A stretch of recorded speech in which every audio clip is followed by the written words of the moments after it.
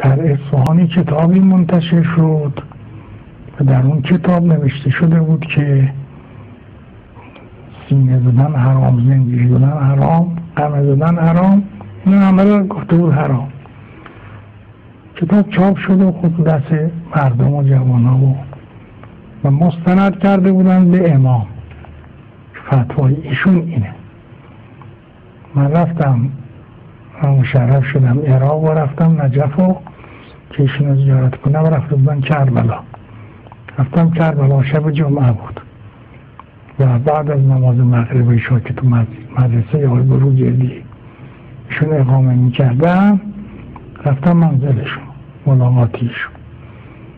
پرسیدم قضیه را.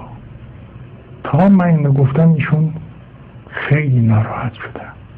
فرمودن به من نسبت داد؟ گفتم بله. من تکذیب کنی.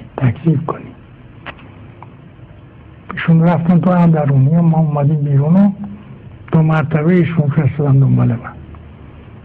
رفتم تو اندرونی، یه اتاقی دیگه ای بود و یه میزه کوچیکی هم بود جلوشون نشسته بودن پشت.